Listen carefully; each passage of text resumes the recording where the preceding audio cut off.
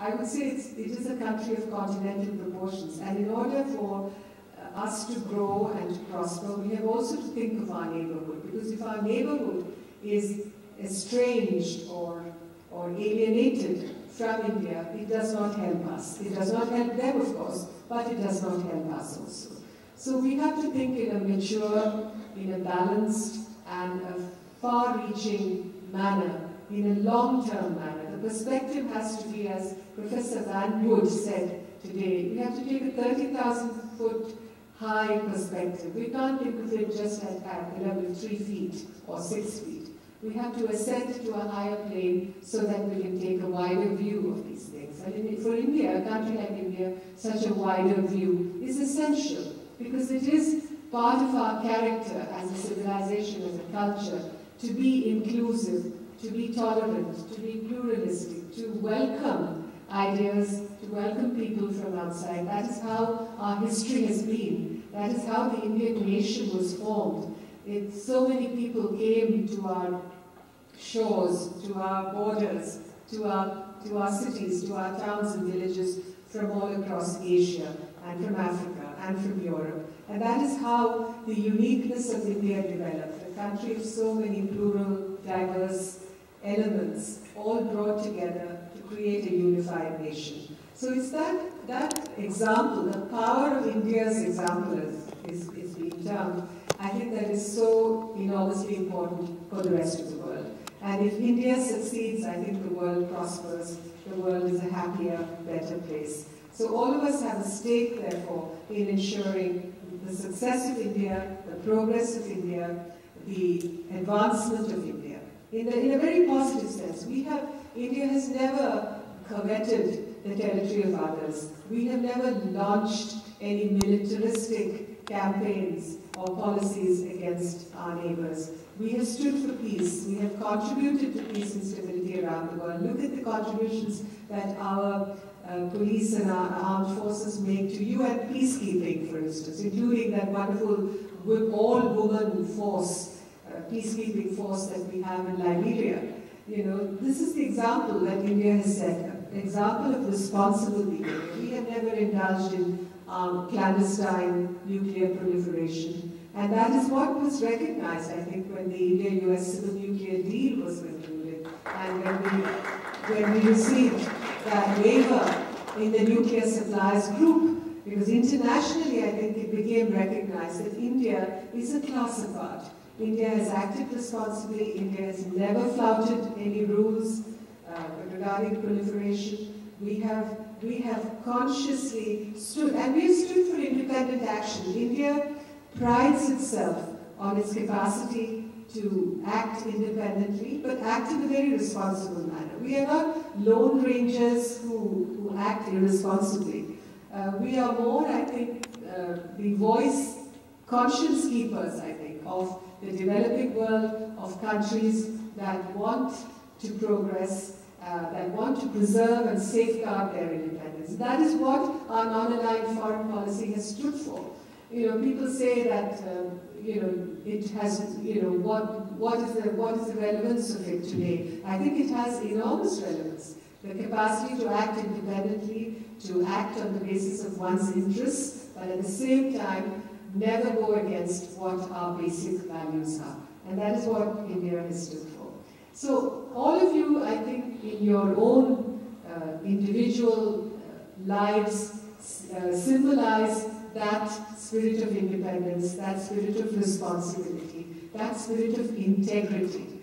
I think that is also something that we should pride ourselves as Indians. So you've been in this country for many years now, your children have grown up in this country. I see the way they are making contributions to American life, whether it's in the administration, whether it's in the legal profession, whether it's in medicine and healthcare, whether it's in show business and creative writing. And I see people in sports. In every possible field, you can see the contribution of Indian Americans today. And through that process, you have made India come alive for America.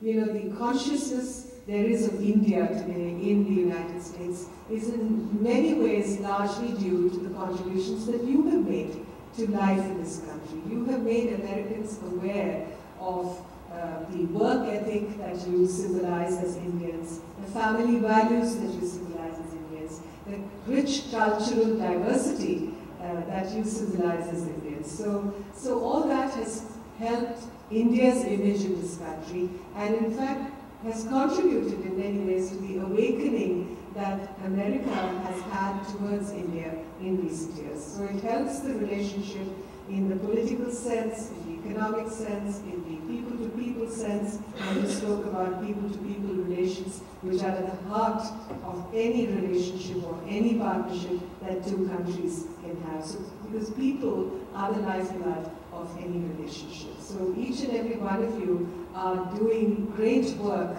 to promote the cause of India in this country. And I'm sure there are great days ahead for this relationship. A great future lies in wait for us. It's like as if the door is open and the future is waiting to come in, literally, as far as this relationship is concerned. And what I think is so heartening and so is a matter of pride for us is the pride you take in your Indianness, the pride you take in India's advancement, the very protective and the very concerned manner in which you look at India, and you want India to move ahead, to eliminate the problems that it has, to overcome the challenges that it faces. All that is because the sense of patriotism and the sense of belonging that you have to India is so deeply ingrained in you. So we're very proud of that, and I think for that very reason the embassy and the community need to work very closely together, and we are there basically to do that. I know the community has grown from strength to strength. Our numbers in the embassy and the consulates may not have grown in that manner because we are still a small foreign service. We are increasing the intake of young people into the foreign service, but it's going to take some time for these numbers to grow. But certainly that doesn't mean that our sense of dedication and involvement and concern for the community is in any way less or affected by the fact that the numbers that we have in the service are still quite modest.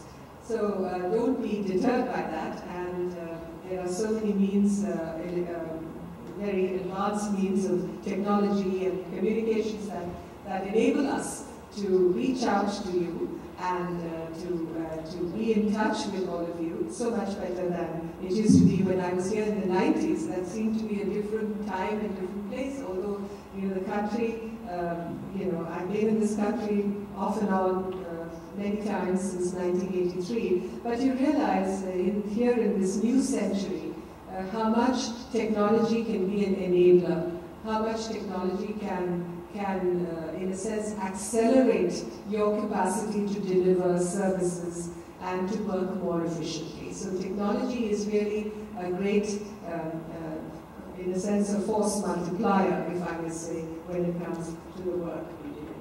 I think the Cultural Center of India that you have constructed here, it's great. Dr. Dave was telling me about how he had initiated this whole idea, and it's been 10 years, I believe, since this center has come up. What a great institution it is, and we have every reason to be proud of it.